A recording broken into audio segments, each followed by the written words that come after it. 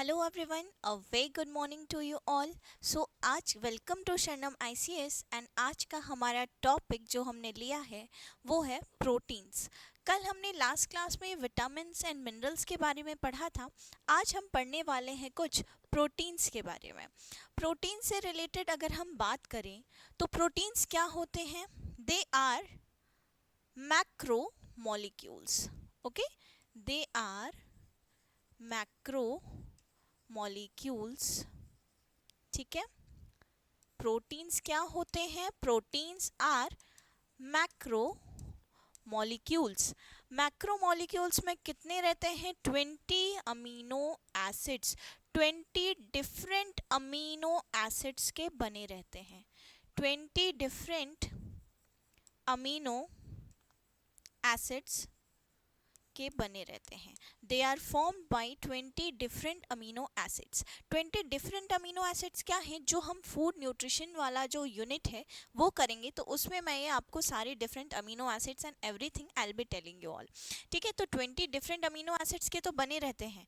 उसके अलावा इसमें क्या जो एक वो रहती है चेन, कौन सी चेन रहती है?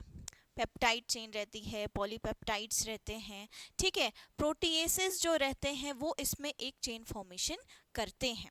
ओके, उसके बाद अगर हम पढ़ते हैं जो अमीनो ग्रुप रहता है तो वो कौन सा, उसमें सबसे पहले जो प्रेजेंट होगा वो होगा alpha carbon. So alpha carbon क्या होता है? What is alpha carbon? Alpha carbon, हम किसी कार्बन को तब बोलते हैं जब वो डिफरेंट डिफरेंट ग्रुप से जुड़ा हो अपने ऑल साइड्स में। ठीक है, जैसे इस साइड अगर हम बात करते हैं तो it is attached with COOH, carboxylic group. कौन सा ग्रुप? Carboxylic group, carboxylic group. ठीक है, एक साइड वो जुड़ा हो हाइड्रोजन से। Okay, one side it is attach to hydrogen. Second, एक साइड वो जुड़ा हो साइड चेन से। साइड चेन को हम रिप्रेजेंट कर रहे हैं किससे? आर से।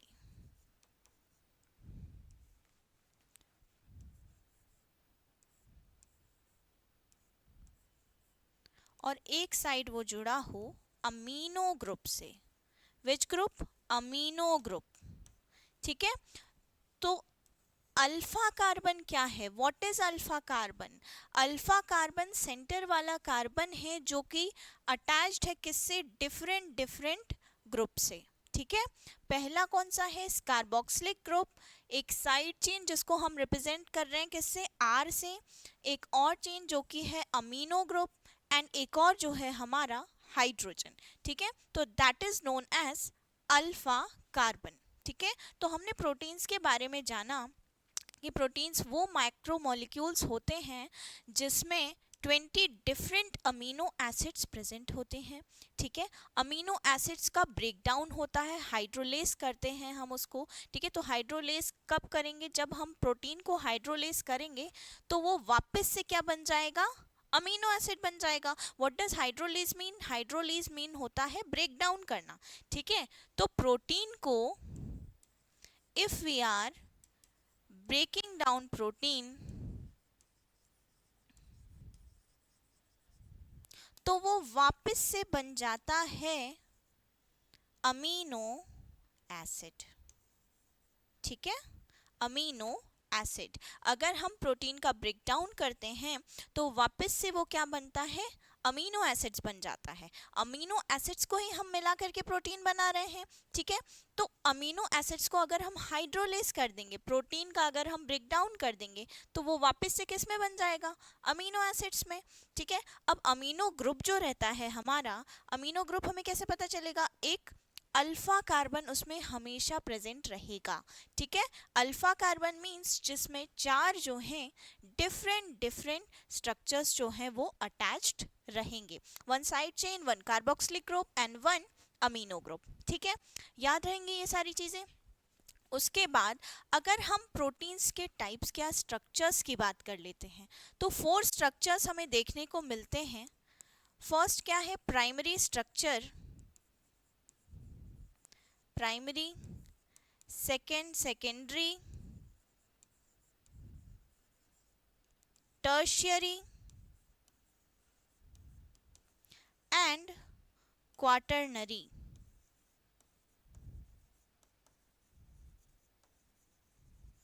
ठीक है, हमें 4 प्रोटीन के स्ट्रक्चर्स देखने को मिलते हैं, primary, secondary, tertiary and quaternary. ठीक है, फिर उसके बाद हम बॉन्ड्स की भी बात करते हैं, तो कुछ बॉन्ड्स भी रहते हैं उसमें जो हमें देखने को मिलते हैं, वो भी मैं बताऊंगी आपको।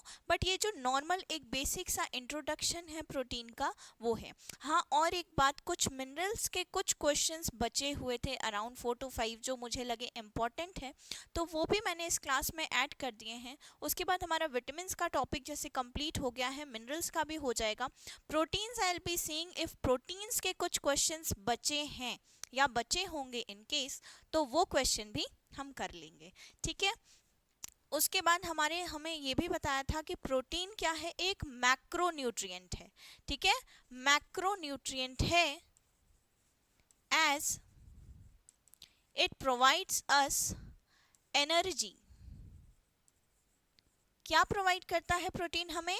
एनर्जी। हमें कितने अमाउंट में चाहिए? ज़्यादा अमाउंट में चाहिए बॉडी में। प्रोटीन, कार्बोहाइड्रेट, लिपिड्स, ठीक है, ये सारी चीज़ जो है हमें एक एडिक्वेट ज़्यादा नॉर्मल अमाउंट से ज़्यादा में चाहिए होती हैं। बट विटामिन एंड मिनरल्स जो हैं हमें सिर्फ एक नॉर्मल अमाउंट में ही चाहिए होते हैं।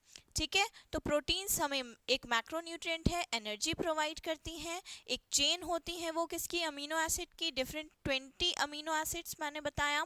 और उसके बाद हम बात करते हैं, प्रोटीन्स मैक्रोमोलिक्यूल्स होते हैं। किससे मिलेगा हमें प्रोटीन? तो किससे मिलता है? क्या सोर्सेज हैं प्रोटीन के? एग, ठीक है, मिल्क, पल्सेस, दाल जो हम लेते हैं। ठीक है, तो ये कुछ सोर्सेज हैं जो हम प्रोटीन के समझ सकते हैं। एंड अगर हम बात करते हैं प्रोटीन के और सोर्सेज की, तो कुछ सोर्सेज मैं आपको बताना चाहूँगी जो प्रोटीन के सोर्सेज हो सकते हैं। दे आर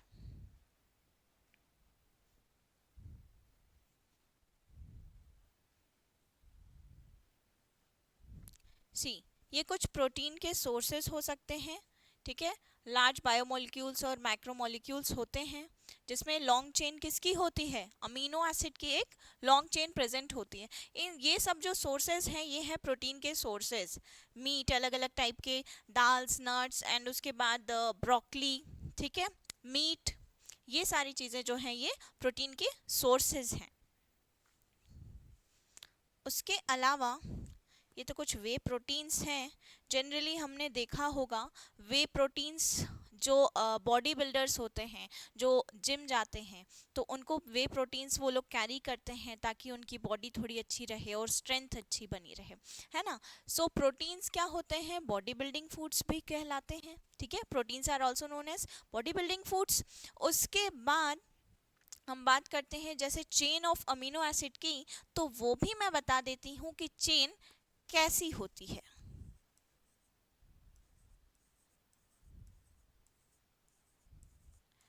तो अगर हम बात करते हैं चेन ऑफ अमीनो एसिड की, तो ये एक चेन हमें देखने को मिल सकती है कि इस टाइप से एक चेन बनी होती है अमीनो एसिड्स की, and different different amino acids की। ठीक है, एक पर्टिकुलर नहीं, डिफरेंट डिफरेंट अमीनो एसिड्स की चेन होती है। ठीक है, प्रोटीन्स की एक और चीज़ मैं बता सकती हूँ जो कि है हमारा डिसीजेस। तो अगर हम प्रोटीन्स की बात करते हैं, तो प्रोटीन से ऑब्वियसली सबकी डेफिशिएंसी से कुछ ना कुछ तो डिसीजेस होती हैं। तो प्रोटीन की डेफिशिएंसी से क्या होता है? बेसिकली तो क्वाशियोरकर और मैरास्मस, ठीक है, जिसमें पर्टिकुलरली चिल्ड्रन को ये होता है, जो अंडर एज जो बच्चे रहते हैं उनमें ये देखने को मिलता है। हाँ, नॉर्मल जो प्रोटीन डाइट उनको नहीं मिल पाती है, माल न्यूट्रिशन होता है, तो उसकी वजह से उनकी बॉडी जो है काफ़ी हमें पतली देखने को मिलती है, और अंदर से कुछ स्केलेटन टाइप के स्ट्रक्चर्स भी हमें देखने को मिलते हैं if a person is child is suffering from kwashiorkor and marasmus.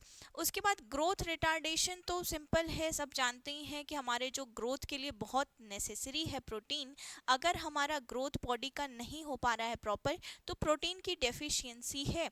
तो हमें क्या करना है, हमें प्रोटीन रिच डाइट्स लेनी है। जो भी हमें डिसीजेस हो रही हैं, जिस चीज़ की कमी है, अगर हम जैसे कार्बोहाइड्रेट्स की वजह से हमें कोई प्रॉब्लम हो रही है, फैट की वजह से आयरन डेफिशिएंसी हो रही है, विटामिन की वजह से कोई डिसीज़ हो रही है, तो हमें बस उस सोर्स को लेना है एंड उन सोर्सेज को कैरी करने के बाद हम प्रॉपर उस चीज़ को रिलीफ पा सकते हैं। प्रॉपर प्रोटीन डाइट हमारे रिच में होगी तो हमें डिसीज से भी हम बच सकते हैं। ठीक है, उसके बाद ये कुछ और डिसीजेस हैं, cystic fibrosis, auto immune disease, amyloidosis. तो ये सारी कुछ डिसीजेस हैं जो हम देखने को मिल सकते हैं हमें इन प्रोटीन डेफिशिएंसी। तो बेसिकली हमें याद रखना है growth retardation and kwashiorkor and marasmus से क्वेश्चन आ चुके हैं, तो हो सकता है पॉसिबल क्वेश्चंस फिर से आए। तो क्वेशियोरकर एंड मेरास्मस हमें याद रखना है कि प्रोटीन डेफिशिएंसी से होती है। ठीक है, नेक्स्ट हम बात करें तो हमने एक जनरल इंट्रोडक्शन तो देख लिया है कि क्या होता है प्रोटीन। तो स्टार्ट करते हैं from the very first question, और कुछ अगर डाउट्स होते हैं या चीज़ें होती हैं तो साथ साथ में मैं क्लियर करती जाऊंगी। सो our what is the first question is what is the primary function of proteins in human body। ठीक है, प्राइमरी फंक्शन पूछा है प्रोटीन का, कि बेसिक, एक बहुत ही बेसिक सा क्वेश्चन है कि प्राइमरी फंक्शन क्या है प्रोटीन्स का। तो क्या वो हमें एनर्जी प्रोवाइड करते हैं? ठीक है, करते भी हैं। To build and repair tissues, ठीक है, and to regulate hormones, to support bone teeth. ठीक है, तो एनर्जी बेसिकली जो प्रोवाइड करते हैं हमें वो कौन से हैं? Fats and carbohydrates. ठीक है, ऑप्शन ए में फैट्स एंड कार्बोहाइड्रेट्स जो होते हैं they are known as energy giving foods, है ना। फैट्स एंड कार्बोहाइड्रेट्स कौन से होते हैं? एनर्जी गिविंग फूड्स होते हैं। तो जो हमारा प्रोटीन है, what is the work of protein? तो प्रोटीन का काम क्या है? To build and repair tissues, हमारे टिश्यूज को बिल्ड करना और उनको रिपेयर होने में हेल्प करना। So our option B is correct, that is to build and repair tissues. Bone teeth कौन सपोर्ट करता है? कैल्शियम, है ना, कैल्शियम सपोर्ट करता है बोन टीथ को। ठीक है, so our option B is correct, that is to build and repair tissues. Moving to the next question, ये कुछ टिश्यूज के क्या बोलते हैं, बॉडी बोन जो हमारे हैं, कुछ वो बताए हैं कि अगर इनमें ब्रोकेज या कुछ होता है तो उसका रिपेयरिंग में हेल्प करता है प्रोटीन। ठीक है, what is an example, which of the following is an example of complete protein? ठीक है, राइस से हमें प्रोटीन मिलता है क्या? फर्स्ट ऑप्शन जो कि ए है हमारा, राइस। सो राइस से क्या मिलता है? कार्बोहाइड्रेट्स। ठीक है, कार्बोहाइड्रेट्स में होता है ना राइस, तो कार्ब्स मिलते हैं हमें। What about beans, chicken breast and peanut butter? Beans भी हमारे लिए इम्पॉर्टेंट हैं, वो भी प्रोटीन रिच डाइट होती हैं, बट क्या मोस्ट इम्पॉर्टेंट जो है एग्जाम्पल कंप्लीट प्रोटीन जिससे हमें मिलेगा? बीन्स से तो हमें थोड़ा बहुत प्रोटीन मिलेगा, ठीक है, क्या चिकन ब्रेस्ट से हमें कंप्लीट प्रोटीन मिल सकता है? बिल्कुल मिल सकता है। ठीक है, चिकन ब्रेस्ट से हमें कंप्लीट प्रोटीन मिलता ही है। ठीक है, पीनट बटर तो क्या है, जो हम ब्राउन ब्रेड में बेसिकली जो हम यूज करते हैं, that is a normal part of protein diet. ठीक है, उससे हमें कभी भी कंप्लीट प्रोटीन नहीं मिल सकता है। ठीक है, so our option C that is chicken breast is correct, and complete protein हमें किससे मिलता है? तो इट इज चिकन ब्रेस्ट। ठीक है, ये हम देख सकते हैं कि how does it looks like, ये इट्स लुक लाइक दिस। मैं तो प्योर वेजिटेरियन हूँ, so I haven't eaten and I haven't gone for this. So I think जो लोग नॉन वेजिटेरियंस हैं उनको ज़्यादा आइडिया होगा कि कैसे बनाते हैं और क्या करते हैं। ठीक है, so this is chicken breast. Moving to the next question, what is the role of enzymes in protein digestion? तो क्वेश्चन क्या पूछ रहा है, एंजाइम्स का रोल क्या है प्रोटीन के डाइजेशन में, ठीक है, प्रोटीन के डाइजेशन में। तो फर्स्ट ऑप्शन है टू सिंथेसाइज प्रोटीन, ठीक है, second to break down proteins into amino acids, third to transport proteins into the blood, and fourth to store proteins in the body. तो प्रोटीन हम store in the body क्या enzymes करते हैं? नहीं। Synthesize protein, protein को synthesize करने का काम एंजाइम क्यों करेगा? ठीक है, so to transport proteins in the blood, blood में ट्रांसपोर्ट किसका होता है? प्रोटीन्स का या किसी और चीज का होता है? ऑक्सीजन एंड किसका होता है? दूसरी चीजों का होता है ना, oxygenated and deoxygenated bloods.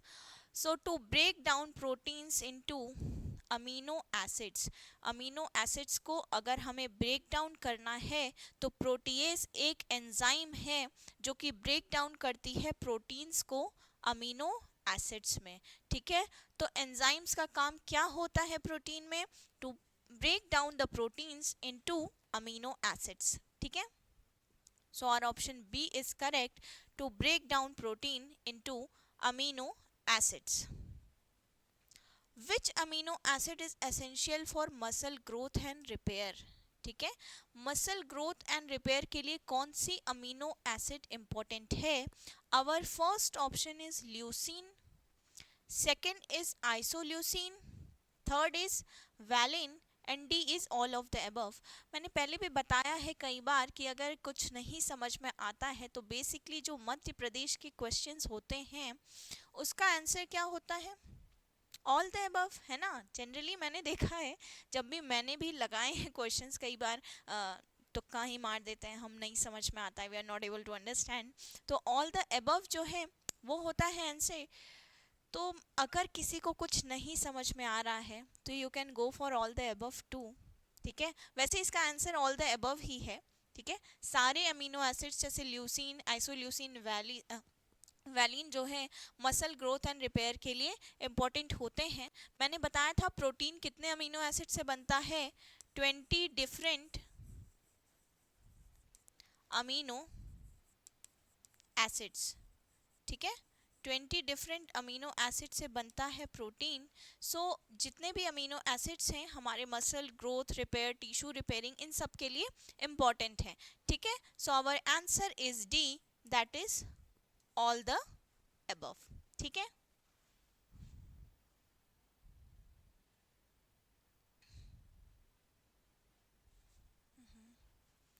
What is the term for a protein that is made up of all essential amino acid? तो डेफिनेटली अगर हम सारी चीजें ही ऐड कर रहे हैं उसमें तो वो कंप्लीट ही कहलाएगा, है ना।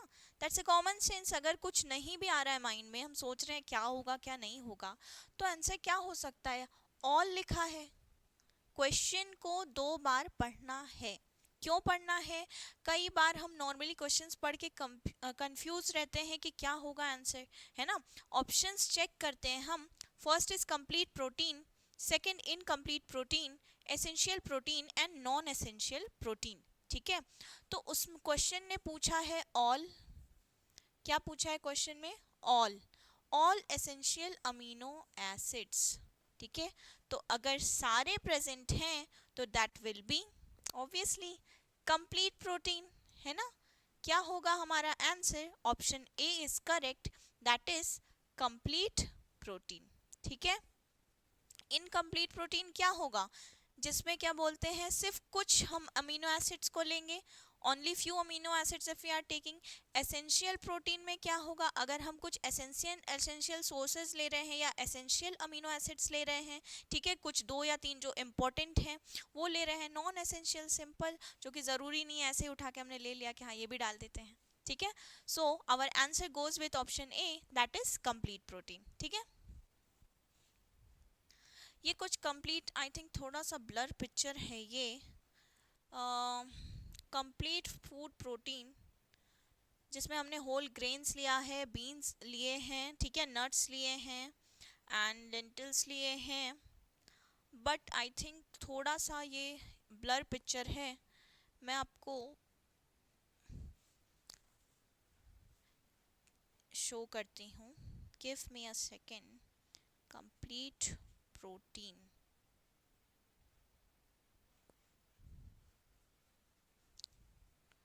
Meet, poultry, fish and dairy products जा रहे हैं इसमें।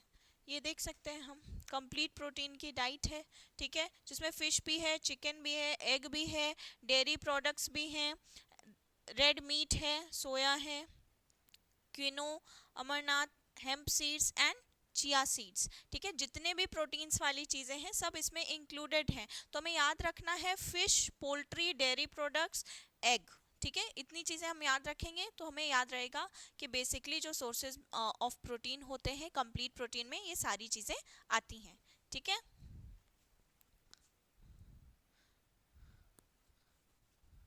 Moving to the next question, which of the following is correct one letter abbreviation for amino acid arginine, ठीक है, arginine के लिए करेक्ट एब्रिविएशन कौन सा है, ठीक है, तो arginine के लिए करेक्ट एब्रिविएशन है, option A is A, R, B, D, it is R, it is R, that is option B.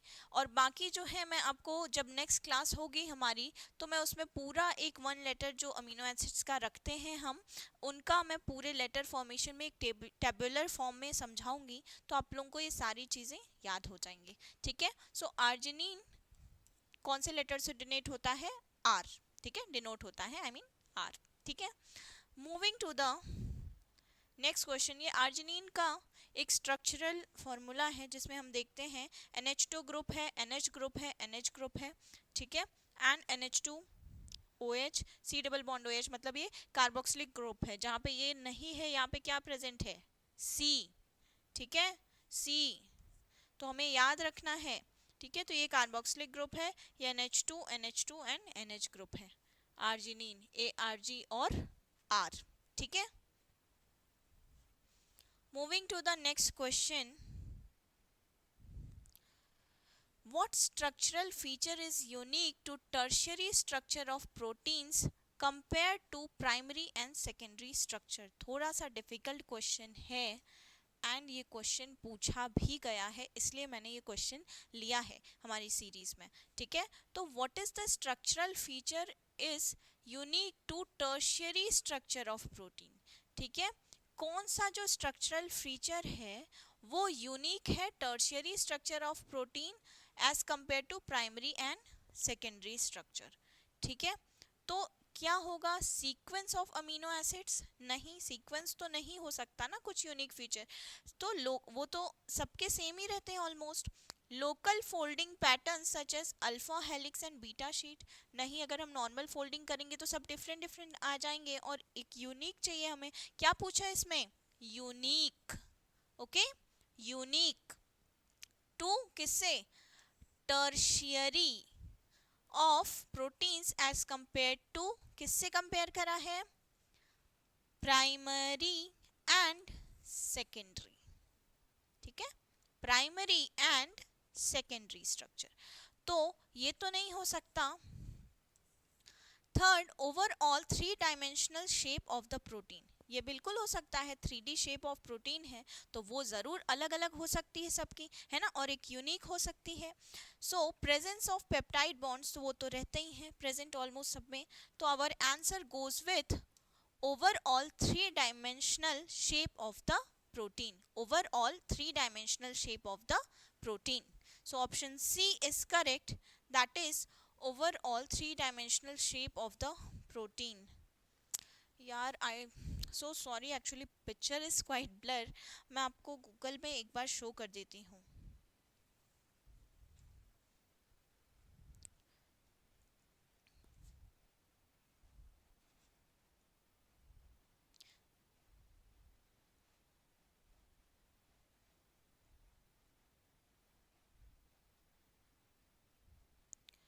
Question कुछ कुछ ज़रूरी हैं तो थोड़ा थोड़ा हम देखते हुए चल रहे हैं क्योंकि कई बार क्या होता है कि हम सारे क्वेश्चंस कवर नहीं कर पाते हैं, है ना। तो ज़रूरी है कि कुछ जो इम्पोर्टेंट क्वेश्चंस हैं हम उतने पढ़ लें। अगर हमने पढ़ाई करते वक्त वो नहीं पढ़ा है तो जो रेगुलर हम पढ़ रहे हैं, कई बार एमसीक्यूज जो हम लगा रहे हैं मल्टीपल चॉइस क्वेश्चंस, उसमें हम देख लें, है ना। अगर हम उसमें देख लेते हैं तो वो क्वेश्चंस हम याद कर लेते हैं, अगर हमारे रिवीजन में नहीं आया या हमारे रीडिंग में नहीं आया तो एक आइडिया भी लग जाता है कि कैसे क्वेश्चंस आ सकते हैं। ठीक है। 3D स्ट्रक्चर प्रोटीन्स के, एक तो ये दिख रहा है मुझे थोड़ा बेटर इमेज आई थिंक जो मैं आप लोगों को शो कर सकती हूँ। तो ये एक 3D स्ट्रक्चर है।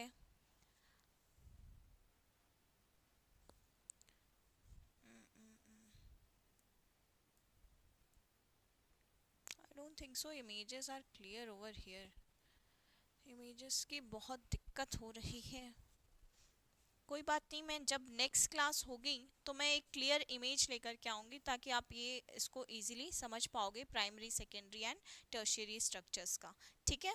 Moving to the next question, what is the role of proteolytic enzymes in protein metabolism. ठीक है। What is the role of proteolytic enzymes in protein metabolism. जब हम एंजाइम्स टॉपिक उठाएंगे तो मैं आपको सारे एंजाइम्स जो हैं वो समझाऊंगी। उसमें से एक एंजाइम जो है वो है हमारा प्रोटियोलिटिक एंजाइम। ठीक है। फर्स्ट ऑप्शन है synthesizing proteins from amino acids. Second, stabilizing the tertiary structure of proteins. Third, hydrolyzing proteins into amino acids and forming peptide bonds between the amino acids। ठीक है। तो क्या रोल हो सकता है? First, synthesising protein from amino acids हो सकता है। ठीक है। टर्शियरी स्ट्रक्चर को स्टेबलाइज करना नहीं हो सकता, है ना।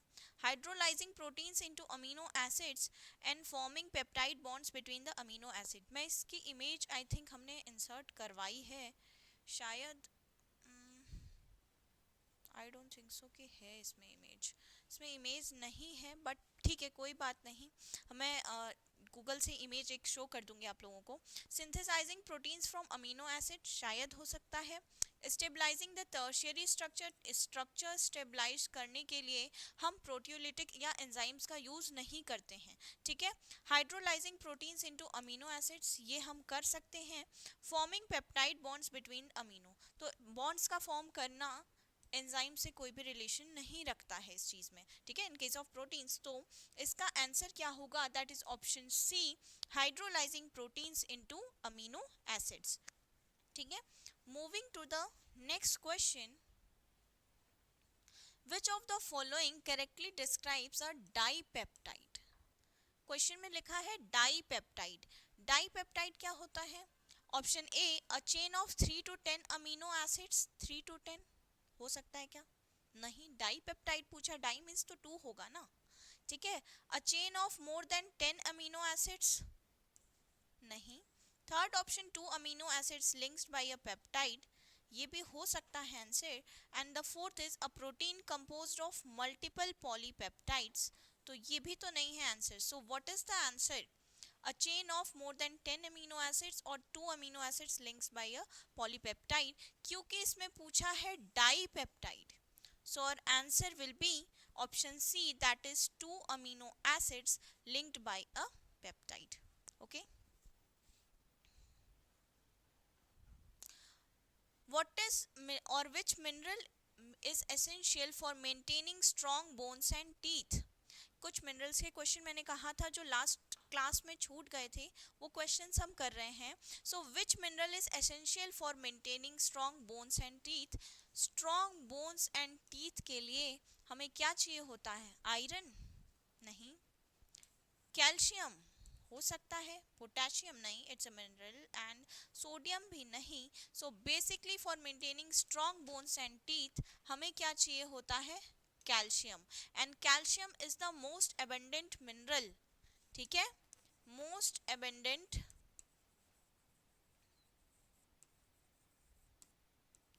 Abundant mineral. ठीक है। क्या है हमारा? कैल्शियम। ठीक है, तो हमारे स्ट्रॉन्ग टीथ्स और बोन्स को मेंटेन करने के लिए सबसे ज्यादा जरूरी क्या है? कैल्शियम। ठीक है, moving to the next question. Calcium के कुछ सोर्सेज हैं, ये हमें देखने को मिल सकते हैं। ठीक है, एग्स हो गए, कुछ सिट्रस फ्रूट्स हो गए, है ना, एंड मिल्क हो गया हमारा, पनीर हो गया। ठीक है, and some dry fruits, nuts, देखिए बादाम, अखरोट एंड ऑल एवरीथिंग। ठीक है, तो कुछ ये कैल्शियम के सोर्सेज हैं जिससे हमारी बॉडी में कैल्शियम की कमी नहीं होगी। ठीक है, moving to the very next question. Which mineral plays a crucial role in transporting oxygen throughout the body? पूरे बॉडी में ट्रांसपोर्ट करने का, किसका? ऑक्सीजन ट्रांसपोर्ट करने का। क्या पूछा? Transporting oxygen, transporting oxygen through out the body. कौन सा मिनरल काम करता है? कॉपर करता है क्या? नहीं। आयरन कर सकता है, मैंने बताया था आयरन की डेफिशिएंसी से डिसीज कौन सी होती है? अनीमिया। तो क्या होता है? हमारा हेमोग्लोबिन लेवल जो होता है बॉडी का वो लोअर हो जाता है, कम हो जाता है। ठीक है, तो iron can be the answer. Zinc तो नहीं, एंड मैंगनीज भी नहीं है आंसर।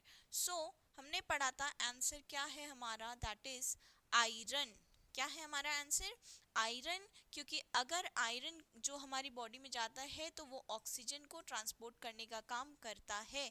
अगर आयरन थोड़ा भी बॉडी में कम है या डेफिशिएंसी हो रही है उसकी, तो हमें थोड़े से ऑक्सीजन लेवल की या हेमोग्लोबिन लेवल जो होता है वो लोअर हो जाता है, और रेड ब्लड सेल्स भी हैं जो वो कम हो जाती हैं। ठीक है, थोड़ी सी कम हो जाती है तो हमें एनीमिया की प्रॉब्लम होती है ना। So the option B is correct, that is iron.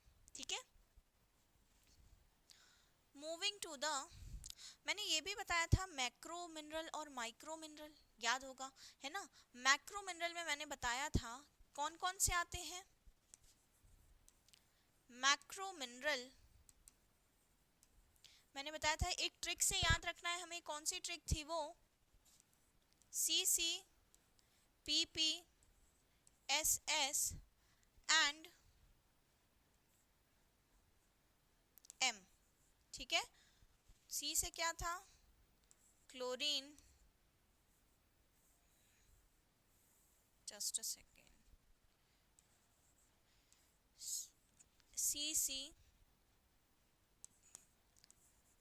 Chlorine, calcium, P से क्या था? पोटेशियम, एक और पी से क्या था? फॉस्फोरस,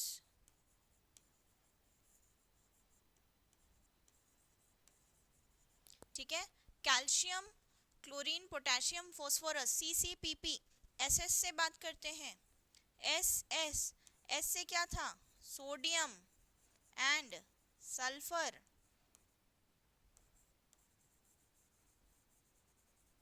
ठीक है, एंड एम से क्या था हमारा? Manganese, manganese. ठीक है, मैंगनीज। तो क्या है हमारा ऑप्शन? मतलब ऑप्शन मींस कि मैक्रो मिनरल में अगर आते हैं ऑप्शंस में क्वेश्चन कि कौन कौन से 7 मैक्रो मिनरल्स हैं, टोटल 7। ठीक है, 7 मैक्रो मिनरल्स हैं। C C P P S S M से याद रखेंगे। सी सी से chlorine, calcium, potassium, phosphorus, M से मैंगनीज एंड हमारा एस एस से सल्फर एंड सोडियम। ठीक है, ये हमारे मैक्रो मिनरल्स हैं। माइक्रो मिनरल्स की अगर हम बात करें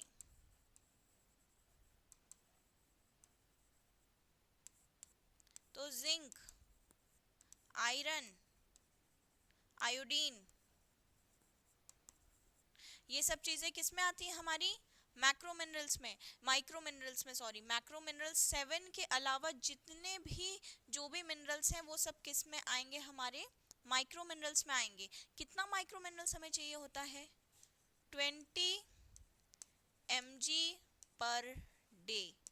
एंड मैक्रो मिनरल कितना चाहिए होता है? अमाउंट याद रखेंगे, that is 100 mg per day. ठीक है, 100 mg पर डे। तो सबसे ज्यादा डिसीजेस किसकी डेफिशिएंसी से होंगी हमें? क्या मैक्रो मिनरल से होंगी या माइक्रो मिनरल से? माइक्रो मिनरल से होंगी। ठीक है, माइक्रो मिनरल से डिसीजेस सबसे ज़्यादा होते हैं। अगर हमें जिंक की डेफिशिएंसी है, आयरन की डेफिशिएंसी से अनीमिया हो रहा है, आयोडीन की डेफिशिएंसी से गोइटर हो रही है हमें डिसीज, तो हमें सबसे ज़्यादा डिसीजेस जो होंगी वो किससे होंगी? माइक्रो मिनरल्स की कमी से। ठीक है, और मैक्रो मिनरल्स भले हमारी बॉडी में थोड़ा ज़्यादा अमाउंट में चाहिए, बट इसके जो भी हमें लॉसेस हैं या इसके अगर डेफिशिएंसी से डिसीजेस हो रही हैं, तो as compare to micro mineral that diseases are less. ठीक है, याद रहेंगी ये बातें। Moving to the next question, iron, ये Fe, आयरन का फॉर्मूला Fe होता है, याद रखेंगे हम। ठीक है, सबको याद ही होगा मेरे ख्याल से, पीरियोडिक टेबल तो सबने पढ़ा ही होगा यार, याद है सबको, या उसकी भी ट्रिक बनानी पड़ेगी। आई थिंक आजकल एक इंस्टाग्राम पे एक रील चल रही है जिसमें सॉन्ग्स के साथ पूरा पीरियोडिक टेबल याद करवा दे रहे हैं वो लोग, सबने देखी होगी यार। मैंने भी फर्स्ट टाइम देखी कि अच्छा सॉन्ग से भी आप याद कर सकते हो, पहले तो सिर्फ सुनने के काम आते थे songs. Which mineral helps regulate fluid balance and blood pressure? ठीक है, हमारा फ्लूइड बैलेंस और ब्लड प्रेशर को रेगुलेट करने के लिए कौन सा मिनरल हेल्प करता है? First is sodium, potassium, calcium, magnesium. क्या ऑप्शन होगा हमारा? कैल्शियम किसके लिए रहता है? बोन्स एंड टीथ्स के लिए रहता है कैल्शियम, है ना। मैग्नीशियम किसके लिए रहता है? इसकी एक इमेज मैं बताती हूँ आपको।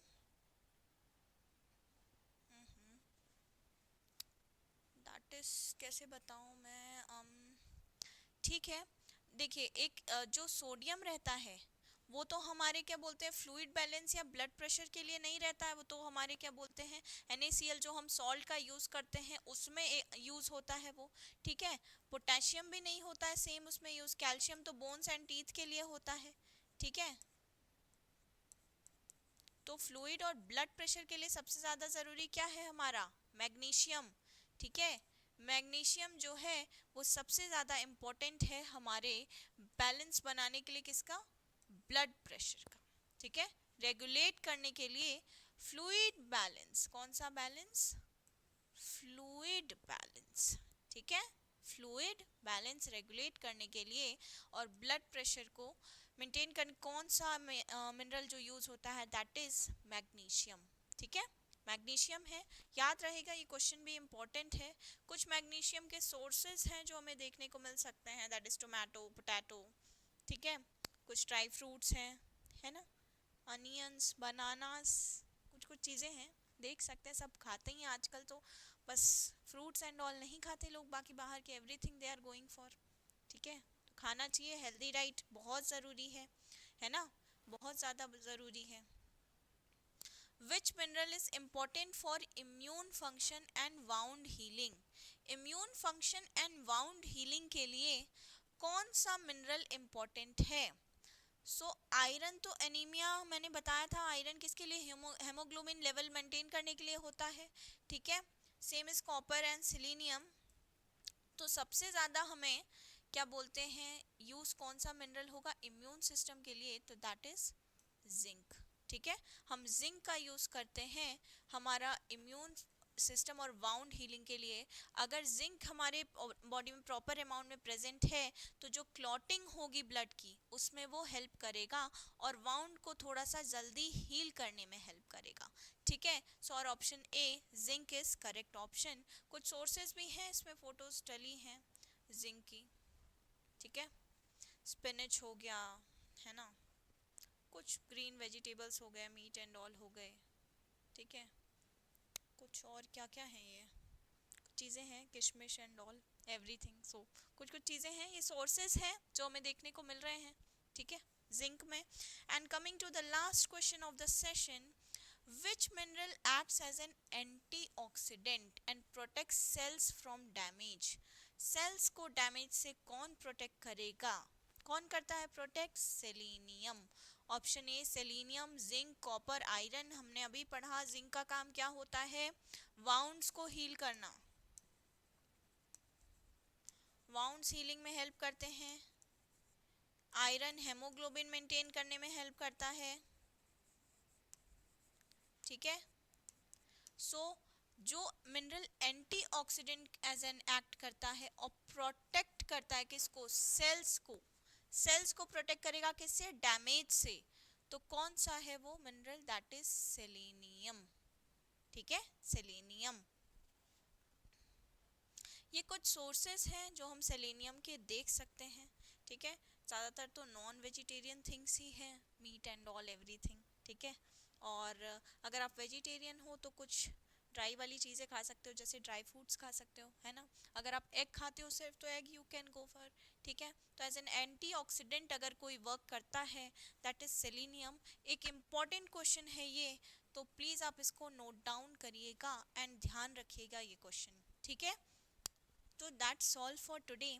आज की क्लास एंड करते हैं, मिलते हैं नेक्स्ट क्लास में, जो कि होगी हमारे कौन से टॉपिक से रिलेटेड। प्रोटीन्स तो ऑलमोस्ट मैंने कंप्लीट करवा दिया है, कुछ अगर क्वेश्चन छूटे होंगे तो जो सैटरडे को हमारी लाइव क्लास होगी उसमें कुछ क्वेश्चंस हम कर लेंगे। And that's all for today. ठीक है, थैंक यू सो मच। मिलते हैं in the very next class. Topic क्या रहेगा हमारा, तो दैट विल बी कार्बोहाइड्रेट्स। ठीक है, थैंक यू सो मच।